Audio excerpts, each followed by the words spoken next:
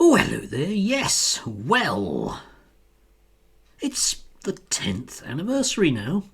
Yes, 2015. Who can forget? Happier times, yes.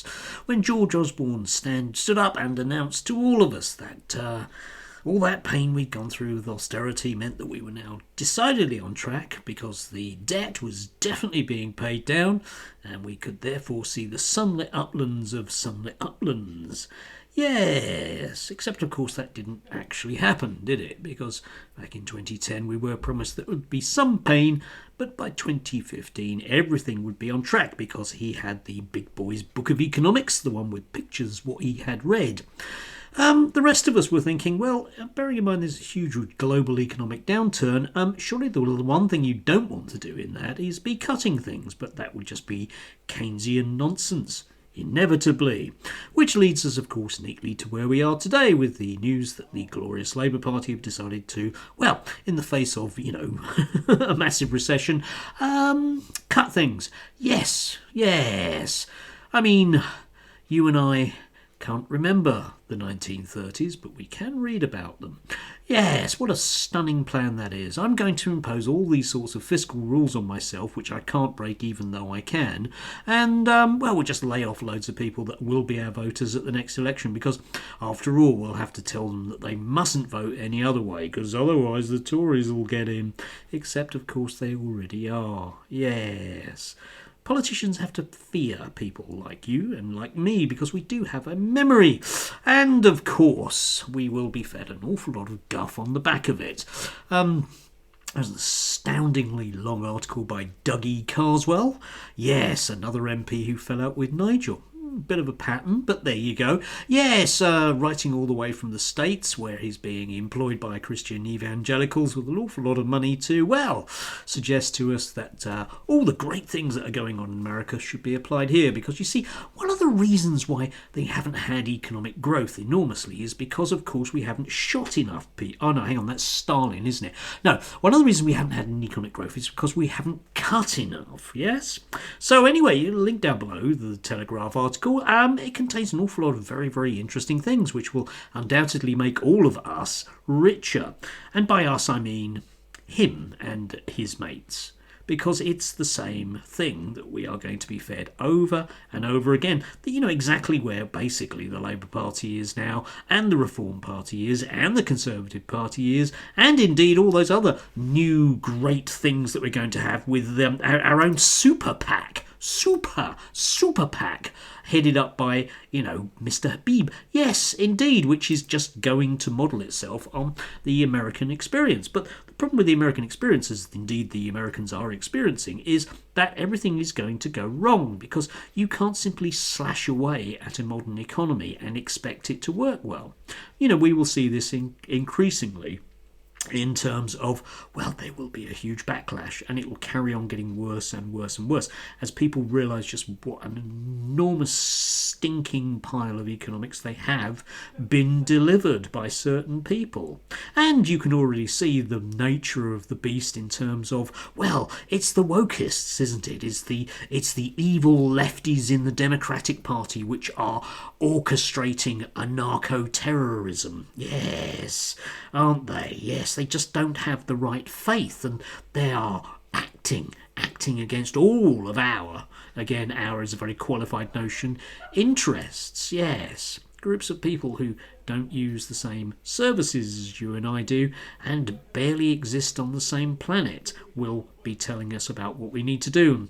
Undoubtedly, it'll all be about getting rid of brown people and communists, of course, all those doubting Thomases who work as teachers. But if you actually look at economics, actually look at economics, well, it's a bit of a load of old tosh.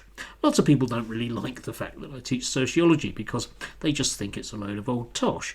But it's only about 10% the load of old tosh that actually economics is, because Economics throughout the last 50 years has been basically paid for by very rich people to persuade very rich people that what they're doing is definitely fine and they should carry on doing it. And of course, those very, very rich people pay for economists to publish papers to suggest that, well, they should stay very rich. After all, economies don't run themselves, do they? Back in those hunter-gatherer days, it was up to the entrepreneurial types at the top to, yeah, maybe not, eh?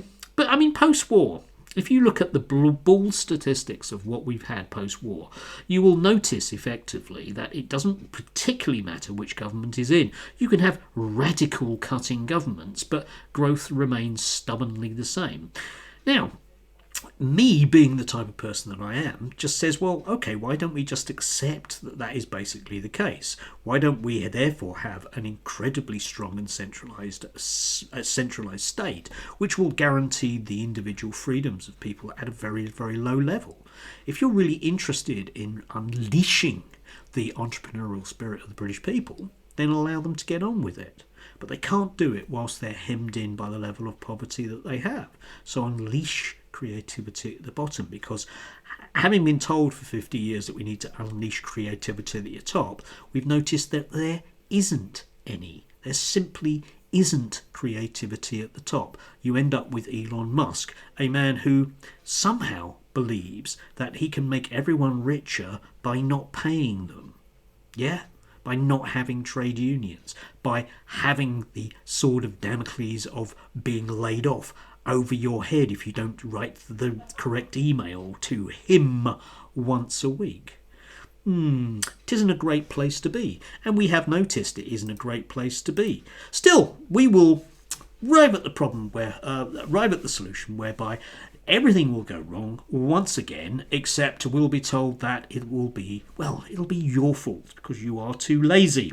And inevitably at the weekend there was Zoe Strimple, no doubt just come back from her shopping trip at Waitrose, who wrote this: romanticising sickness dooms us to a national cycle of dysfunction.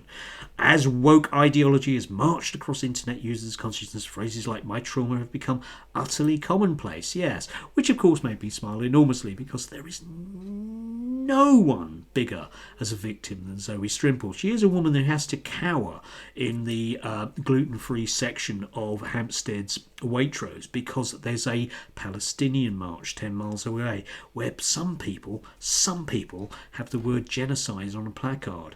It's horrific for her. Yes, I did have to smile at this as well, because if everyone and everything can be stopped in their tracks by someone's pain, trauma, disorder or negative feelings, lest the matter be railroaded and the person further traumatised and unheard, then nothing can work, no matter how important. Friends can't speak freely to each other. Plans can be cancelled at short notice for any excuse because my pathology made me. This is vexing enough on a personal level, but writ large over the country as a whole, it's devastating to our economy and our spirit. But as Britain groans, the TikTokers are laughing all the way to the bank. Well, yes, they might well be, Zoe. A bit like you do whenever you write this tosh in the Telegraph. A bit like all of those people at GB News, all of the people at the Mail, all of the people at basically all of the media that we consume, that basically will be very, very happy because they won't be included in the, well, pain and trauma of which you speak. That pain and trauma that makes them ill. It's the economy that's making people ill. And if we don't do something about it, we will end up with an awful lot more pain and suffering. Yes, it might mean that the gluten-free aisle at Waitrose has fewer products in it. Dear God, the horror. The horror. Have a lovely Monday.